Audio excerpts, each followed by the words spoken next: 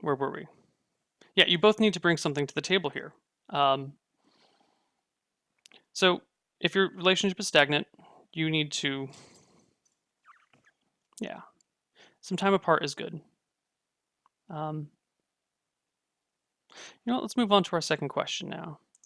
This one will be fun for everyone. The first time I had sex at age 18, it really sucked. So I have basically zero experience. I'm 21 now and have met a girl I really like, and it's heading in the direction of having sex again. What do I do? I really like this girl, but I don't want to embarrass myself in front of her. Well, buddy, that's oof, that's a good one. So you don't know what to do. Um, First off, try playing some StarCraft with her. Yeah, I feel if you play StarCraft and you can understand how to micro and macro at the same time, you'll be able to please your woman satisfactorily. I mean, come on, let's be honest here. Micro, macro, that teaches you everything. Being able to hit all different regions at once, being able to timing attacks, it's a very important thing to do. So you need to play some more StarCraft. I recommend playing Terran. Protoss, they don't have the same skill sets that Terran has. So if you're feeling bad about your ability in bed, you should just really ladder some Terran. I mean, there's leagues for that sort of thing. But if for some reason you don't play StarCraft, maybe you're more of a League guy. I don't know how to give you an analogy there. So let's turn to probably some less useful advice. We'll just take this as you've never had sex before. You're 21, you're with a girl, and you don't want to be terrible in bed. So do your research. Education is the solution to basically everything in the world. So go online, read some articles about mostly how to please your woman orally and mechanically, not mechanical, with your hands. Because if you look at porn, it's not going to help you at all. It's not going to help you in the slightest. That's more of like a show thing. That's entertainment. It's not going to help you. So read some articles, look things up. You can get books. You can read things online. It doesn't really matter. You can do your research. It will help. Your research is not watching porn. Whoever said that in chat, you're a liar. You're a complete liar. Um, and then before the night of, you might want to try and get some information somehow. I assume by the nature of this question, you are uncomfortable saying to your lady, baby, it's been a long, long time, and I haven't done this in a while, so can we go easy? And why don't you tell me what you like? If you can't do that, if you can't pull that off, if you can't talk to her and be like, hey, I'm really embarrassed that I've never had real sex before, forgive me. Don't worry about it. You don't even need to ask forgiveness. So do your research, figure that shit out. It will help you. There's plenty of material online. There's instructional videos, I'm sure. You can ask your friends, but that might be a little embarrassing going up to your friends if you're 21 and asking how do you have sex. Blah, blah, blah. And most importantly, and this is the thing that everyone fucking hates, just be confident and be honest. Okay? It also helps if you listen. So the confidence thing is great, but if you can't listen to your partner, it doesn't really help. So let's take the hypothetical situation. You and this woman are finally making your first appearance in the bedroom, and for some reason you still haven't played Terran. Um, Figure out what she likes, and you may not be able to directly approach, what do you like, babe? What should I do for you? What you should do there is, to do something. You've been reading online, right? We've talked about online. You read everything there, and then you start to try things with her. You start going down on her or whatever it is. Definitely start with the simple stuff. Start with the caressing, start with the other blah blah blah. Then, start with the easy things, the things you read about online. Engage her reaction. Does she like it? Is she making noises? Is she sitting there tapping her thumbs? Is she kind of like hitting the bed, but then you realize after a moment she's like tapping out the beat to a song? You're doing something wrong. If she's making noises that sound like you're doing a good thing, then listen to that. Do that. You can even say, "Ooh, do you like that? What else can I do for you if you want?" Those sorts of things can help. And then as you progress, you need to really just gauge your position based on her reactions. Because especially in the beginning, over communication can be a big turnoff. If you're in the middle of sex and you're like, Am I doing this right? Should I be changing my hips? What if I do? That's not good. That's bad. That's kind of a mood killer. So don't do that. Again, let's reiterate: research, listening, and not necessarily like listening in conversation, but this is more like it's like scouting in StarCraft. You get little glimpses here and there, and they're kind of incomplete. But then you kind of have to be like, well, what does that mean? You hear her make this noise with this intonation. That's like seeing one gas at 2 minutes when you're scouting TVP, right? And you see, oh, there's one gas. Well, okay, everyone gives one. Protoss always have one gas, right? So that doesn't mean anything. Oh, but now they have two gas. Okay, well now that means they might be going for this build. So you can kind of gauge where your partner is at based on the noises and their physical reactions. So that's what I recommend. Trying to figure out what they're doing by the sounds and motions that they're making, and doing your research. And eventually, after the first time or the second time or the third time or at whatever point, you can have that conversation where you're like, hey, sex is blah, blah, blah. What do you like? We've been trying this out. Is there something that, we could do to make it better? So that's that's one of the ways that you can figure this stuff out. Um, but mostly, don't sweat it, dude. If you go in there and you're uncomfortable and you're awkward and you're shy and you're nervous and you feel a lot of pressure, you're not going to do well. If you go in and you are really stressed, you're going to fall apart. You're just going to completely fall apart. So don't be stressed. Like, everyone has a first time. First times are always awkward. Don't worry about it. Just go for it and try and pay attention and try and listen and try and, do your research. It'll work out. Trust me. People have been doing this for thousands of years ish. They've been having sex for a while. It's been a thing. Um, you'll figure it out. It's actually kind of one of those things that you have to do. Like, it's biologically ingrained in you into you what to do. So yeah. So let's continue with another question. We're blazing through these kind of quickly. When is a relationship no longer worth it? Wow. Let's think about that one for a while. Well, let me ask you this. Does your partner play Zerg or Protoss? Because if so, then your relationship is probably not worth it anymore. If your partner is, if they play random, that's cool. You can random. It's a little exotic, but you can definitely be with someone who's a random player. Of course, Terran is, it's kind of the hopes and dreams. But if you have a partner who's playing Zerg or Protoss, you should probably just give up on them. They're really not. They're not there to help you. They're not helping it. It's sad. This is, of course, assuming you play Terran too. But I mean, you're all watching my show. You're all really cool people. If you're watching my show, of course, you're a smart person. You must love Terran. You must play Terran. It's great. It's great. But for those of you that haven't played StarCraft, maybe you play League or something, or Dota, or World of Tanks, and you're trying to figure out when is a relationship not worth it. Well, then we have to ask ourselves, what are you looking for in this relationship? Um, it's kind of that's kind of like the big question. If you don't know what you want in a relationship, you're going to have a really hard time in them. Let's say you're looking for, your straightforward romance. You partner who you love based on honesty, love, trust, monogamy. All those super classic signs, super classic things you want. If that's the relationship we're talking about here, the relationship is no longer worth it.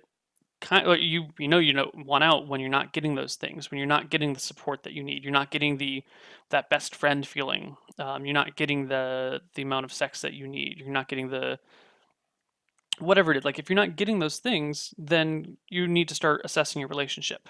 The best test I have ever seen or have come up with for whether or not a relationship is worth it is whether or not you are still trying, or whether or not both people are still trying. So how should I put this?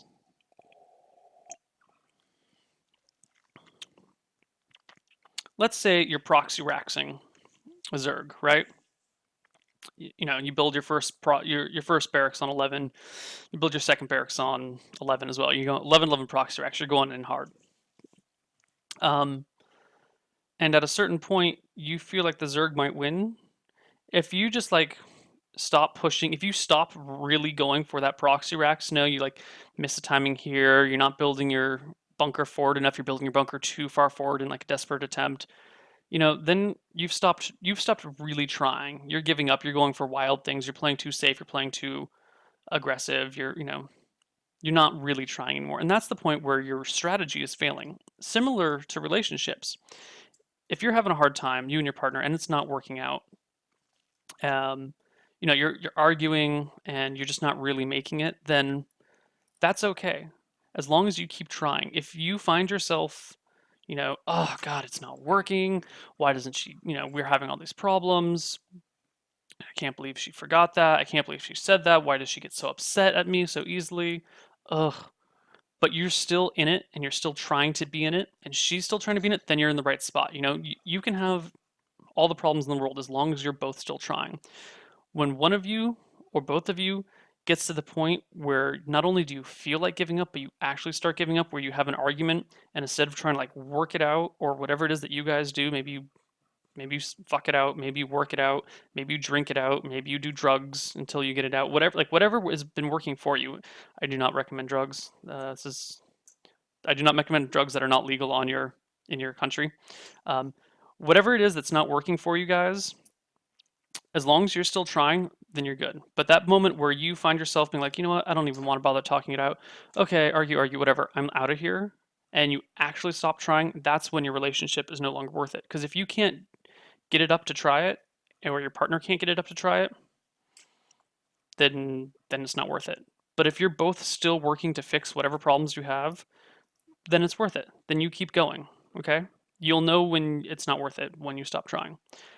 Now that's if you're having like back and forth arguments, or you're actually having like significant relation problems. This kind of relates back to this question. Whoops. Um, how do you keep a relation from going stagnant? Because that's kind of the same thing. They're very similar. Well, they can be. Um, so if you're not trying, uh, and your relationship is stagnant rather than having problems, well, actually, I've already covered this. We don't need to go into this anymore. Yeah. All right, moving on to our fourth question. I'm in love with my friend. My heart is fluttering wildly, but at the same time, I'm so afraid of losing our friendship. But I'm so afraid to ask him, so afraid of getting hurt. What should I do? Wow. This is a little bit of a tricky situation, and I'm going to start giving you some advice here that you're probably not going to really like at first. Um, so first off, we need to be super honest with each other, with yourself, most importantly. Is this we're gonna call this guy Mike because I'm gonna introduce another person, a hypothetical person later. So if your relationship with Mike right now, you're friends, right? You're hanging out, you're doing whatever, and it's amazing. I cut out some part of this question because it was too long.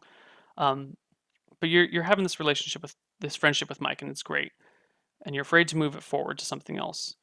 I want you to be honest with yourself and gauge, is your friendship with Mike based on friendship or is it based on potential romance here? So you're probably going to say, oh, no, it's friendship, it's friendship. But take a step back and be honest with yourself, because it's really easy to lie to yourself about this sort of thing. So let's take a step back and say, let's pretend hypothetically you found a new guy. Let's call him Vincent. And Vincent's great. You and Vincent hit it off, you start going out, you start dating, you really love each other. It's amazing. You and Vincent are like the best things together ever. It's wonderful. So now that you are with Vincent, you take a look back at Mike. Now that you're perfectly happy romantically with Vincent, you have all your emotional and physical needs taken care of that way. When you look back at Mike, would you still be worried about losing that friendship? If something happened and you had to move away, or something's fell apart between you and Mike while you have this man who you are absolutely in love with. If you're still afraid of losing Mike at that point in this, my thought experiment, then Mike is actually then your relationship with Mike is actually based on friendship. If you are with Vincent and everything's amazing and it's perfect, and you think to yourself, well, if I had this truly amazing person and things started to go south with Mike, it would be sad, it would be depressing. He's a great friend, but you know what? It's not the end of the world. Then your relationship with Mike is actually based on friendship, or probably based on friendship. And if that's the case, if your relationship with Mike is based on friendship and all these things that you're feeling when you're with him are symptoms of romance, then you should absolutely 100% go for this, because that's the crux of your relationship at this point.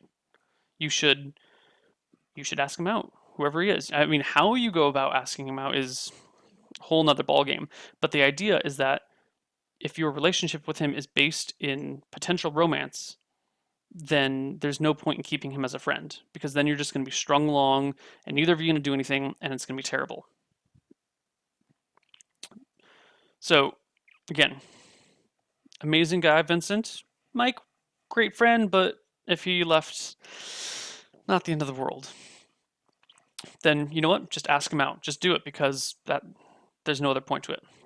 If you go back, if it's the other way, you're with Vincent, amazing guy. He's got like a magic sword. It's really cool. He's got like this slightly damaged plate mail and these scars. He looks like he might have fought a black dragon or something. You're like, oh man, yeah, Vincent's so cool. But you look back at Mike and you're like, oh, but Mike is still like the best thing in the world. There's no way I could he's one of my closest friends. I couldn't go on without Mike. Like, I still need that like core friendship. I've got some friends like that. Some guy friends. For me, I don't have female friends like that really, but I've got some guy friends who there's no way I could lose touch with them. It would be devastating to me.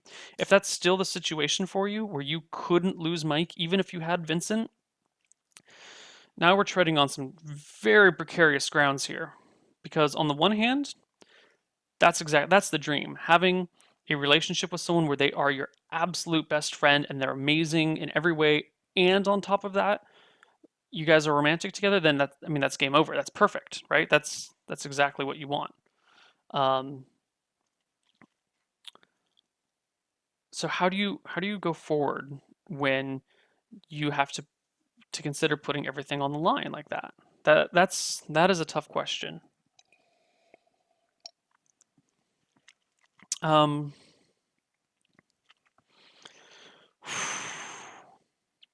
Well, that's an assessment you have to make, and that's something that only you can make for yourself. Do you think, the actual phrasing of the question was a little bit different. I'm just going to read the whole thing aloud right now. The actual phrasing goes, I'm in love with a friend. I can't stop thinking about him, and when I do, my heart is fluttering wildly. And at the same time, I'm so afraid of losing our friendship because of all of this. A few days ago, we spent the entire day together, snuggled, talked, ate dinner together, and just had a great time. All the while, I had this electricity between us, but I'm so afraid to ask him, so afraid of getting hurt. What should I do? So, if you're feeling all those things, you are really the only person who can make that judge for yourself. I am in favor of going for it. I am in favor of taking risks in life, because you regret things that you regret risks that you didn't take. Yeah. So I would say you should try it anyway. But there's no way I can tell you, how to go for it. That's kind of a thing that you have to come up for yourself. I can give you some vague suggestions, but really, your relationship with this person the best. If they really are your close friend, maybe that friendship is more important to you. Maybe you can find someone else and you'll be happy with this other person. But that's one of those amazing things that, can you imagine? The best friend in the world, and on top of that, you guys are wildly in love with each other. That's GG. That's like proxy racks when the Zerg triple expands, not even double expands, but triple expands. Maybe you guys are on Whirlwind or something, and the Zerg's being super cocky, and they just take 3 bases right off the bat. while you proxy racks. I mean, that's fucking GG, right? So game over. That's exactly what you want. That's the dream situation with your proxy racks. The dream situation with your romance is to be madly in love with your best friend and have them be madly in love with you too. So there's a lot to gain there. But at the same time, if you go for it and it doesn't work, well, then it's going to fail. And it's going to be really, really tough. You know, if imagine proxy raxing a Zurich who triple expanded initially and somehow losing that. I mean, I would feel devastated. I like to think that if I played Nest T and he triple expanded when I 11-11 proxy raxed on the right base on Whirlwind, that I could still take him. I mean, that'd be devastating if I lost that, even against Nest T. So, but the way that you phrase this, a few days ago we spent the entire day together, snuggled, talked, ate dinner, and just had a great while. All the while, had a great time. All the while, I feel this electricity between us. That leads me to believe that this person feels the same way about you, but they don't know how to approach you about it. So maybe drop some subtle hints. Maybe hang out with them more and more. It's really hard to say exactly what to do, but it sounds like you're both interested in something here. Mostly because of the snuggling. I mean, talking, having dinner, you do that with good friends.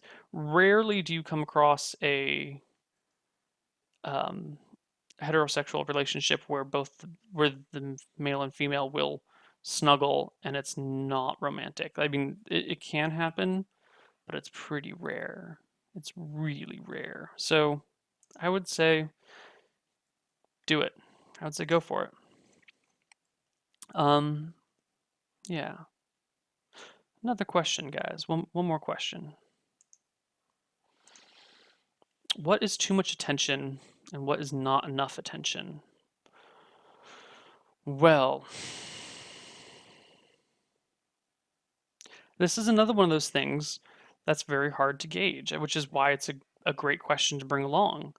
Um, and you can't put this in units. I can't say, oh, you need X units of attention and Y units of, disinterest to create a perfect relationship because, some people need more attention, some people need less.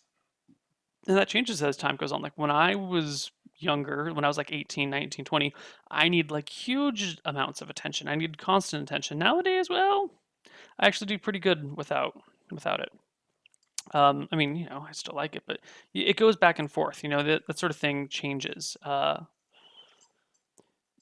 kicker here, the only way that you can really gauge this is if you're not giving enough attention to the person to the point where they are upset that you're not giving enough attention, then you have a problem. If you're giving them so much attention that they feel flustered, that's a problem. So, how do you gauge that sort of thing? How do you gauge whether they're upset or flustered due to the amount of attention? Communication. Now, communication here is going to be the horse we're going to start beating from now on. And one day this horse is going to die. And then we're going to take out even bigger bats. And we're just going to keep beating this dead horse over and over and over again. Because this is like the kicker in all relationships. Communication. I know it's a little bit on the cliche side, but damn it all, it's true. It's true. I've been in relationships with tons of communication. I've been in relationships with not a ton of communication. And it's a world of freaking difference. Okay? So, talk. Be honest. Do you feel like you're getting too much attention? Say so. Do you feel like you're getting not enough attention? Say so. Are you unsure? Do you feel like you might be giving too much or not enough? Ask. Just freaking ask. Be like, hey, am I not giving you enough attention? And your partner may be a little shy to answer, and so you should be sensitive to that. You should not, you know, a lot of times in conversations, people leave themselves open to ridicule.